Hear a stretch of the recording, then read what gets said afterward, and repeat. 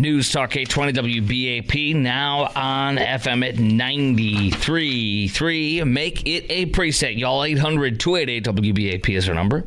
800-288-9227. Well, where did the millions of Joe Biden votes go? We'll hit that in just a sec. But first, let's go to Paul in Arizona, who wanted to chime in on cabinet picks. By the way, Elon Musk, as you know, has been called the department. He's heading up the Department of DOGE, Department of Government Efficiency, along with Vivek Ramaswamy. Kash Patel's one that people have been talking about. He is most likely going to be picked as the FBI director.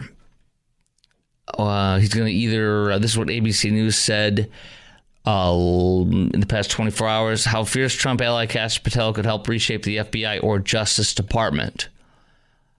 Yes, most likely he will go after the deep state, it says in that article.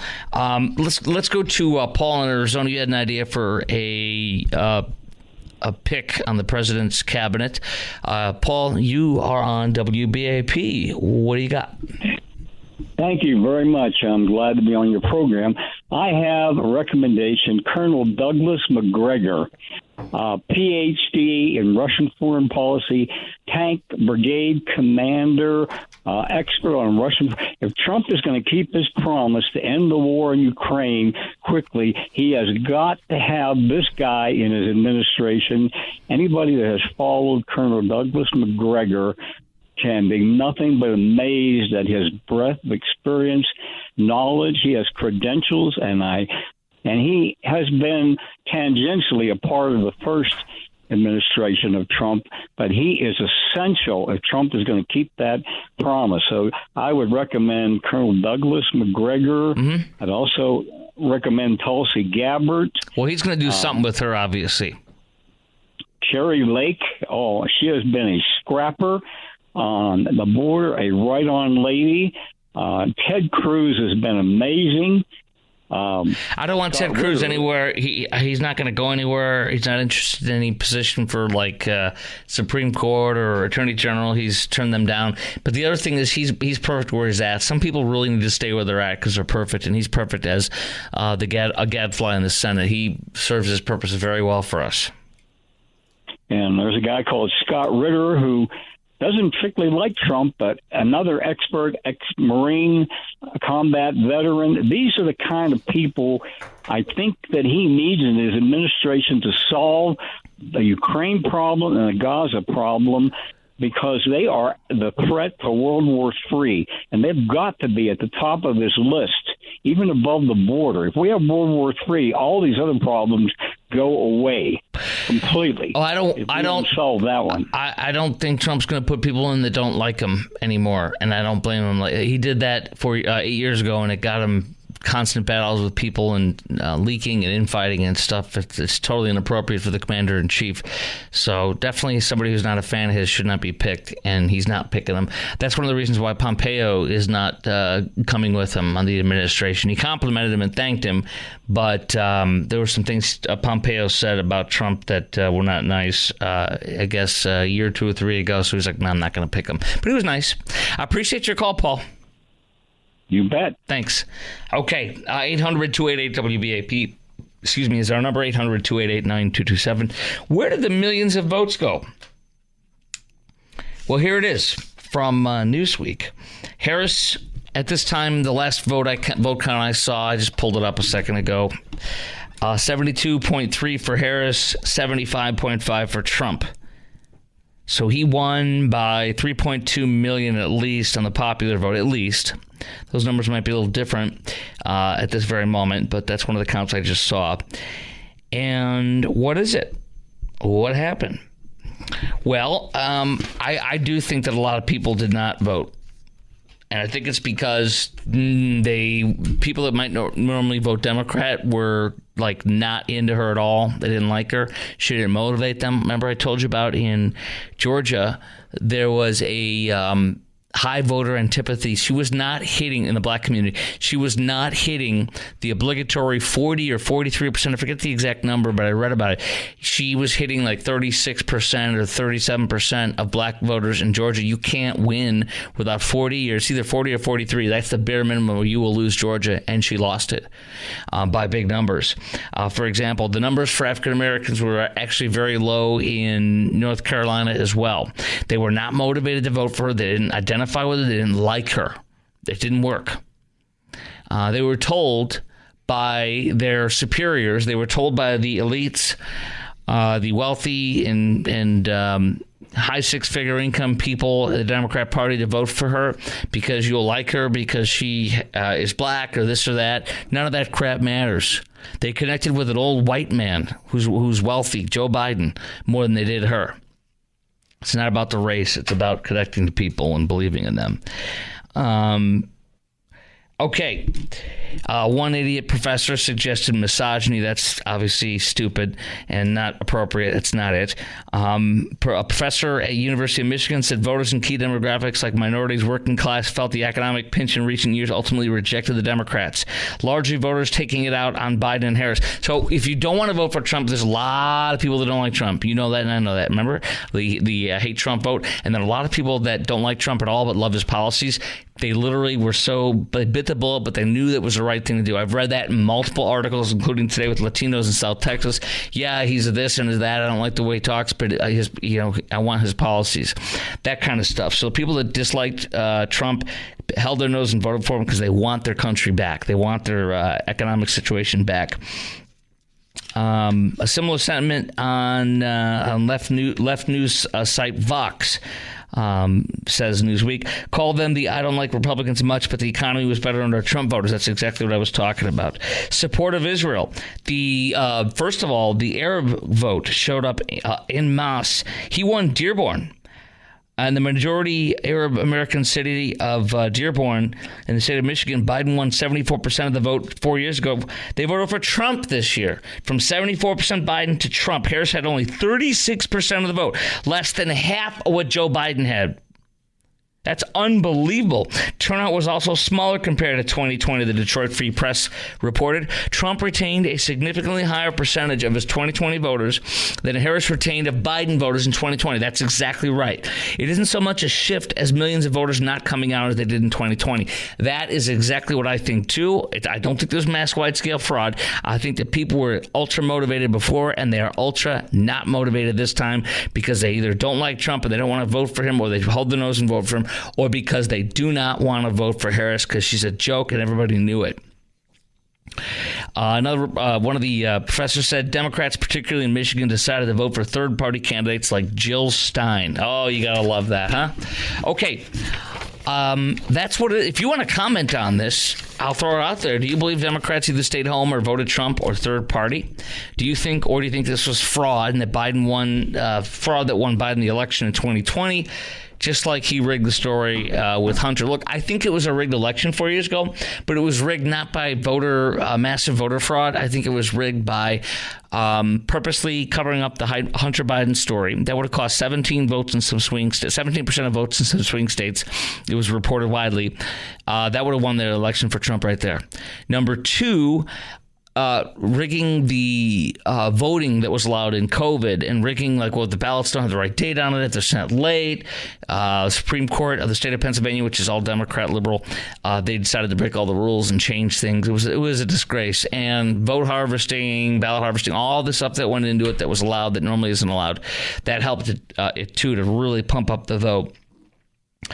But I got to tell you today, on a personal note, just today, I'm listening to stuff, I'm driving in, I'm going, I've been telling you this, but I cannot wait to, on the weekends I do my yard work and stuff, and whether it's pest control, yard stuff, or whatever, and I love listening to Fox, and I can jump around and listen to different things, and I hear Trump, and hear the coverage, or I hear a speech, and he's tussling with them, and I'm laughing so hard. It's like being on a roller coaster ride throwing us red meat, and I'm laughing my butt off and having fun. I cannot wait for that for the next 4 years. But what they're doing, what he's doing, not there, what he is doing with his picks for his cabinet tonight, his administration, and his plans, he has a vision, and he's been burned, and he has remade the entire Republican Party in his image. Too much success. And he knows he's only got 4 years. He knows that's extremely limited. So he is very ambitious. He is focused. He's no longer, from last time, picking anybody who was recommended by the RNC. He owns and runs the RNC. This is his party now, and he has already had in mind who he wants to pick. He is furiously picking things way faster and made his decisions and done his vetting prior to this. This is a man who is extremely serious, who will do great change for the better in this country immediately on day one. He was also announcing, we'll probably get into this more tomorrow, he was also announcing he's going to vet generals. They are going to purge the military of the woke leftist generals. They're all going to be gone.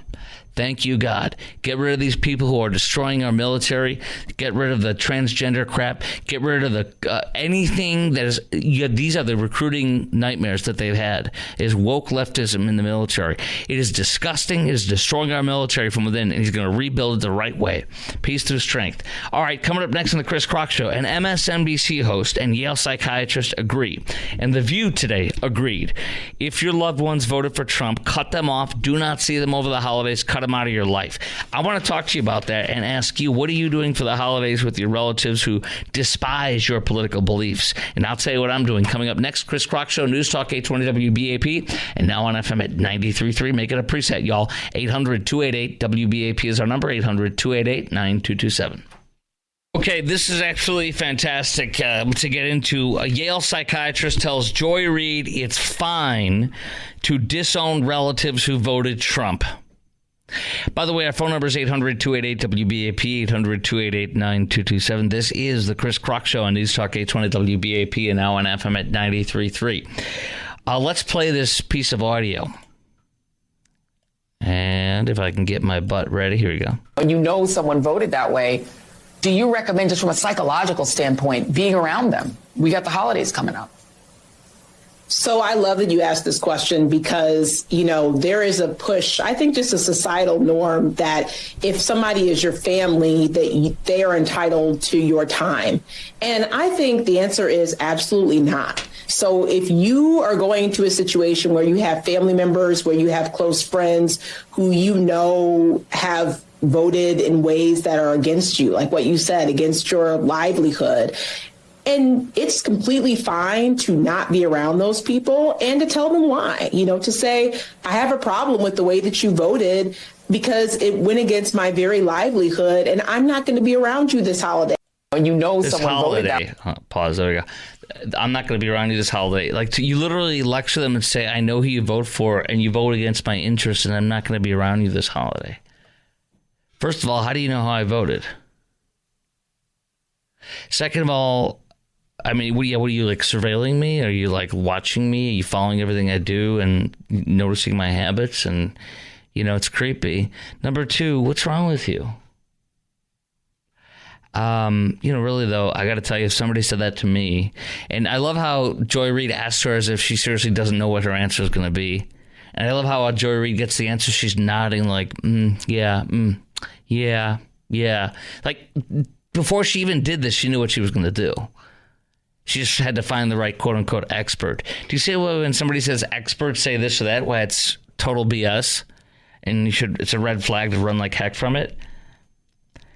Sonny Hostin agreed, too, on The View. She said, President Trump's a different type of candidate from the things he said, things he's done, the things he'll do. It's a moral issue for me. It's a moral issue for other people. It's different than George Bush. You may not agree with his policies, but you don't feel like he's a deeply flawed person, flawed character, deeply flawed morality. Yes, you guys did. You attacked him for cocaine, for DWI. You called him Satan. She said, you, to her co-hosts, along with Mark Milley and John Kelly, warned us about how deeply flawed he was as a candidate. So I think when people feel someone voted not only against their family, but against them and their people they love, it's okay to take a beat. Do you do this? How do you handle this? How do you handle relatives that totally diametrically are opposed to your politics? I've got relatives like that in my, like immediate family. And we see them 1 to 2 times a year, if not more. And we all know how we all feel, but we don't talk about it. And you know what we do? We have great time together. Several years ago, they came here for Thanksgiving, and it came up. And I told them, I said, I really don't want to talk about this stuff. I'd rather just be with you and have a relationship with you. But sometimes they ask things that were not like nasty. So I'd kind of talk about it a little bit and try to give her a good position, or him a good position, or talking, in a gentle way. And we'd go back and forth a little bit. But I know they're totally opposed to everything I vote for and stand for, and vice versa. How do you handle this? What are you going to do for the holidays with your relatives who despise your political beliefs? And how do you handle this in your family? 800-288-WBAP is our number, 800-288-9227. What are you doing for the holidays with relatives who despise your political beliefs? And I've already told you what I'm doing. I don't bring it up. I don't talk about it. And by the way, the ones in our family, immediate and extended, that agree, we talk about stuff all the time, not in front of other people. And my mom used to do that. I'm like, Mom, don't do this. And she's very close with her cousin, and he is way left, and he lives in Hawaii, and my dad and mom visit him because she loves him, and she picks on him a little bit, he picks on her a little bit, but, he doesn't care. He's so way leftist, but he doesn't take it personally. It's weird. It's very weird, but I love the guy and his wife, and my wife and I would like to visit him out there. We just, we won't get into political things. Yeah, I don't think you should do that. I don't think you should cut people off. I think that's very unhealthy. I think it's a mental illness problem, and I think it's crazy. If you put your and I think this is treating your politics like a religion. And, if your faith tells you something that you shouldn't do, like that's antithetical to the faith or anathema to the faith, you don't do it. And I think that's what this is. I think it's treating your politics is your basis of meaning. It's your identity, and it's everything to you. And it is your faith. It is your religion. It is your God with a little G. And I think that's extremely unhealthy, no matter what side you're on. All right, coming up next on the Chris Krok Show at News Talk 820 WBAP. $1 billion disaster. I have the FEC, Federal Election Commission filings show how Harris' campaign was a 3-month spending spree. It's worse than anything you've heard. It's worse today. We have more information. This is unbelievable what this woman did. She wanted to buy the election with celebrities and such and others. Also, I'll take your calls. We'd love to hear how you handle your relatives who vote diametrically opposed to you. They despise your political beliefs. How do you handle it for the holidays? And what kind of things have happened that maybe you want to share? 800-288-WBAP. This is Chris Krok Show. We're going to get into that. Plus, as I said, the $1 billion disaster for Harris' campaign, which she wasted it on. More stuff coming out today. All that coming up next at 10:33 on News Talk 820 WBAP. And now on FM at 93.3. 800-288-WBAP is our number.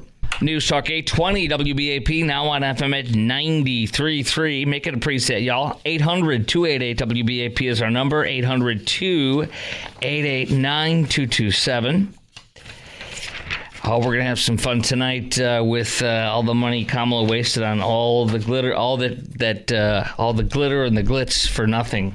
A grand waste of your money if you donated. But first, MSNBC's Joy Reid, and she has a woke leftist, crazy Yale psychiatrist on, and they say that it's okay to just totally disown your relatives that voted for Trump. Don't visit them, cut them off, don't see them for Christmas or Thanksgiving or anything. If you're an LGBTQ person, Reid said, and you know someone in your family voted for essentially against your rights, or you're a woman knowing this man was calling people the B word, J.D. Vance was literally calling Kamala Harris the trash. We're going to take out the trash. I know a lot of black women were incredibly triggered by triggered. Calhoun previously made headlines. Yeah, a lot of black women didn't vote for Kamala. And a lot of black men didn't either. Her numbers were horrible. Calhoun, and by the way, 16% of African Americans voted for Trump. highest number, I think, either ever in modern, or recent time. I have witnessed countless racist. But here, Calhoun, the children's psychiatrist from Yale, says she's previously made headlines last year when she said doctors should be forced to wear body cameras to catch racist ones. I have witnessed countless racist behaviors towards black patients, often coupled with conscious and cruel statements. My gosh, these people are nuts. Reed had a meltdown on air Tuesday night, calling the state of Florida fascist. Dr. Amanda Calhoun is a, quote, expert in mental health effects of anti-black racism. What does that even mean? This extreme sort of right-wing fascist type of government in Florida, does that make it more of an attractive place? Oh, I love these folks. These guys are great. They're like little cute, cuddly dolls. Oh, come here, you little cutie. Come here. Oh, you're cute. You're a little noogie. Okay, go play. Go have fun. You're cute. I like you when you're in. Yeah. It's just so funny. These people they're on another planet. Woo! Okay. So questions on that are, what are you doing for the holidays with your relatives who despise your political beliefs? 800-288-WBAP is our number, 800-288-9227. Alyssa in Toller, you are on WBAP. What do you got? Hi. My family is really pretty good about having healthy debate. Mm-hmm. But one of the things I'm hearing are friends who have adult children who are threatening to not let them see their grandchildren over this. And that was shocking. Yeah, that's crazy. Me. And so, it's just, if somebody's doing that, you're just not a good person. And I don't know. I wanted to put it out there and see if anybody else was hearing that. Yeah, well, you're cutting off your grandparents. You can't see the grandchildren just because of your political views. Yeah, and it breaks their heart. It really does. That's like a disease, and a set. We can do you need to change your vote and have proof that you voted Democrat, and then they have authorization to see you? I mean, that's Orwellian. That's sad. Mm-hmm. Yeah. Well, and I don't know what. I mean, I don't know what the laws are, but surely grandparents have some sort of right. Well, you can't usurp a parent's right. A grandparent's not going to usurp a parent's right unless they don't have rights because they've lost them to drug use or something like that. I think it's if somebody acted like that to me or said, "I'm sorry, we just can't. We're not going to meet with you. We are totally antithetical to your political beliefs." Instead of attacking them, instead of getting mad, instead of raising my voice, if they called me on the phone and told me that, I think I would just be sad and tell them sorry, and I hope we can see each other soon and kind of leave it at that. Because the only way you're going to win, and winning is not. That's the thing. Winning is not owning them or having a debate with them or arguing with them. Winning is having a relationship with them, and the only way you're going to win, where nobody wins, quote unquote, is by not having an argument about it and not fighting about it. Let them see the error of their ways, hopefully over time or something. Let their kids eventually keep asking them enough to say, "I want to see Grandma," and "Where's Grandma?" and "Why can't I talk to Grandma?" and "I love Grandma. Where is she? Where is he?" So I think that's the best way to do it. You can't force it. Agreed? I guess so. I mean, what else can you do? I mean, and the child will eventually grow up to an age where the parent, can't keep. But it's sad. It's really sad. I had one poor friend of mine who was just crying. She's like, "I love my granddaughter so much, and she's only 3." And they cut her off? Remember? Yeah, they cut her off because she voted Trump. How did they know she voted Trump? I don't know. I don't know. I think the best thing to do is just. That's disgusting. Isn't that disgusting? It's brainwashing, and it's like you said, Orwellian. But I just wanted to. If anybody else is experiencing that, you're not alone. I don't know. I want you to tune in because we have Brooke in Frisco calling in a few calls that's going to give you some advice from her perspective. Okay. Okay. Thank you, Alyssa, for your great call. I mean that. Thank you very much. Okay. Thank you, Chris. Thank you. You too. Okay, but before we get to Brooke, we're going to go to... Oh, then Brooke? We're going to go Brooke next? Okay, Brooke in Frisco. Hello, Brooke, WBAP. Hi. So I have a 6-month-old grandson, and my son, I think he voted for Kamala. He lives in California. I'm very sorry. By the way, you should cut him off. Cut him off. I'm just kidding.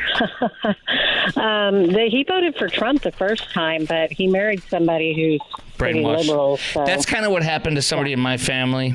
And like they were saying, like you can't go near when my wife went to visit with the kids and with the COVID stuff, like a year later or 6 months. I don't know what it was. It was like 6 months or a year later when it was a lot calmer. And she's like, she told her kids, don't go near, so and so because she doesn't have a vaccine. I'm like, oh my gosh. Mm-hmm. But go ahead. I was always trying to share stuff with him and everything, and no matter how obvious it was that stuff was happening, he would still always come up with some kind of excuse. Right. And so he said, I don't know if I want you to see Cannon, and that's his name, if you're going to talk about this. Right. Kind of That's fair. That's fair because it's antithetical to his values. If you don't want me to, but it's ridiculous. Okay, so do you comply with his wishes on that? If he doesn't want me to. No, but do you comply with his wishes on you can have our relationship with us, just don't preach the politics at us? Do you comply with that? Do I comply with that? Yeah, do you agree? Do you say, then there you go. That's it. That's exactly how it needs to be. Go ahead. Yeah. But I think once he gets to a certain age, things are going to be a lot better anyway. Mm-hmm. And I don't think it's going to be like it is now because Trump is going to be changing a lot of things. Yes. But people can grow up saying these things or doing these things. The more you push, this is my personal opinion here, obviously, the more you push your son or your grandson into political things all the time, the more you're going to push them away. And I think the way to win them over is just to love them.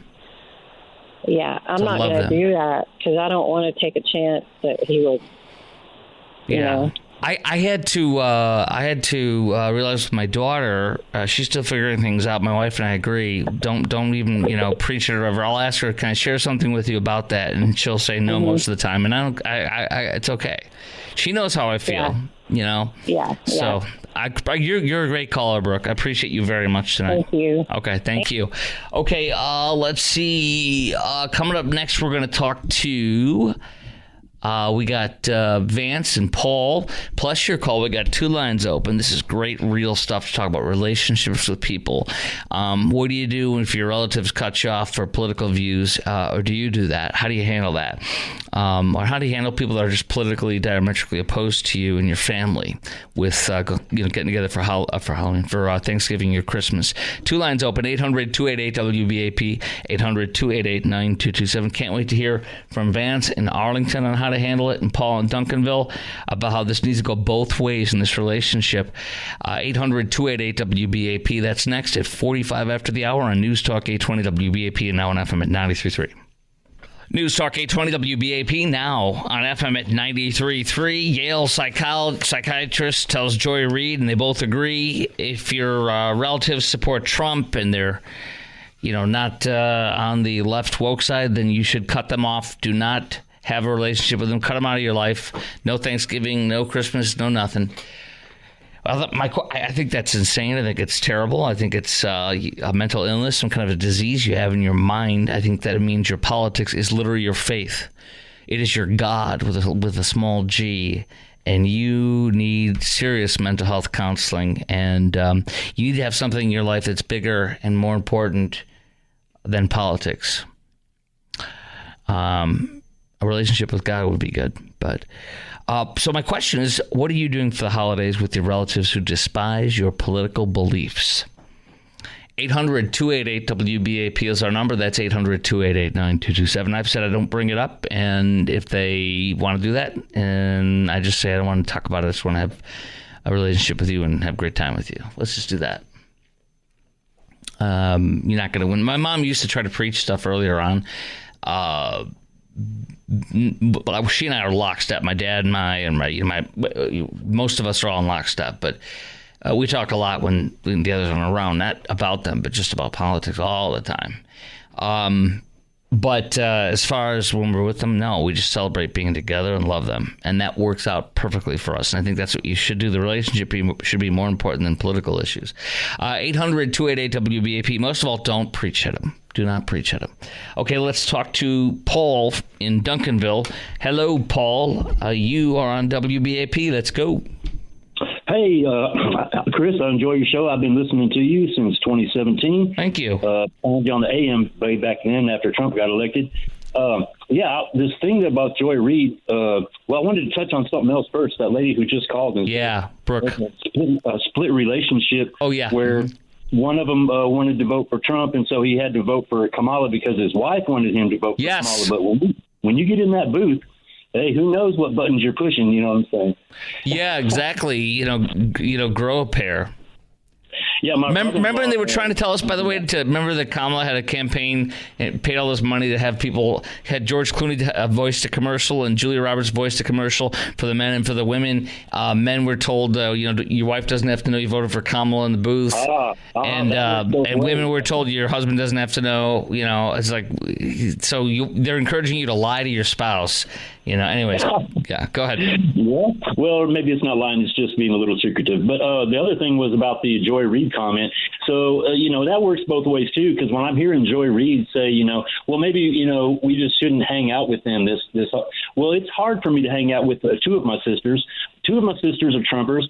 My brother's a Trumper. I'm a Trumper. My two sisters are like total leftists, and they're lunatics. They try to change the conversation to fit their narrative. No matter you can talk about turkey, and they'll say something bad about Trump hates turkey. I know. Let me ask you this: or Trump didn't pardon this turkey this year, But let me ask you this: are they capable? Like, have you gently asked them to just refrain from stuff because you want to just be with them on the holidays and not talk about political stuff? Yeah, we never bring it up. We do get together, but it's not like it used to be where we could just hang out and have long conversations. It's a real quick, hello, let's not talk about anything except the weather. And then, when we're, every time we try to, they are the ones who seem to always want to instigate the conversation to bring it around so that they can shame us or whatever, Well, I mean, are you able to pretty much overlook the offense and redirect them? Oh, we do, yeah. Good. We try to ignore it, but as much as we can. But at the same time, we drop little hints, like, there were no wars. See, no, don't do that. You don't do that. That's dropping a little. You're doing it. Don't take the bait. Don't do that. Yeah, we try not to. Honestly, we really try. Don't take it. Don't take it. And you might want to say very gently. It might be wise to just say, hey, when you invite them over, something like say, hey, we're not going to get any political things. We just want to be with you and enjoy your company. Yeah. I mean, I don't know if that'll set them off, but you want to maybe you can let them know that, but be it in the most diplomatic, gentle, sweet way. Like, hey, we don't want to talk politics, please. We just want to be with you guys. Yeah, especially around my mom. My mom's a big Trumper. You got to tell her she cannot do that. You have to. It's not okay for one person to do it and the other one not okay. It's got to be. So you should correct your mother just as firmly as you would your sister. And do it in front of them. Hey, Mom, I don't want any politics. I want this to be about us being together. Don't do this, please. And if somebody can't stop things, say, listen, I don't want to do this, but if you can't stop doing this, I'm going to have to, we're going to see if you can go in another room for a little bit and cool off. We just don't want this to, we don't want to do this. At all. You're right. Appreciate your call, Paul. Thank you. Let's next go to Vance. Vance, hello, WBAP. Oh, wait, hold on. Wrong one there. Vance, there you are. Vance and WBAP, hello. Yes, hello. You got me. Okay. All right. I had a conversation with my brother earlier this year. He's my only brother. And he told me just why he did not like Trump, and he just did not like anything that Trump had done. And I had to tell him, of course, that I totally disagree with you, and we're diametrically opposed. And so what we decided was that we're not going to talk politics there you go. between the two. Good. And I myself said my love for my brother is much more important. There you go. Than winning a political argument, even though I know I can win. Right. And that goes through for our Thanksgiving dinner. We have my wife's sister and brother-in-law come over, and they went to Austin, UT Austin. Yeah. Extremely intelligent, very smart people, but they came back from that place agnostic and, but we don't talk there you politics. Go. Do you know what the word definition of meek is? No. Meekness is being meek is power under control. Power under control. And when you know you're right, you could beat him in the argument, but you don't say it. It's like if you're right, you don't need to say it. And just because you're right and they're wrong doesn't mean you should say it. It's like it's also like the head of the household, the dad, at the dinner table. I did this way back when, before I learned how to do it the right way. I'm in charge. I'm in whatever. When you tell people you're in charge, you've lost it. The person who's in charge should not ever have to say anything like that.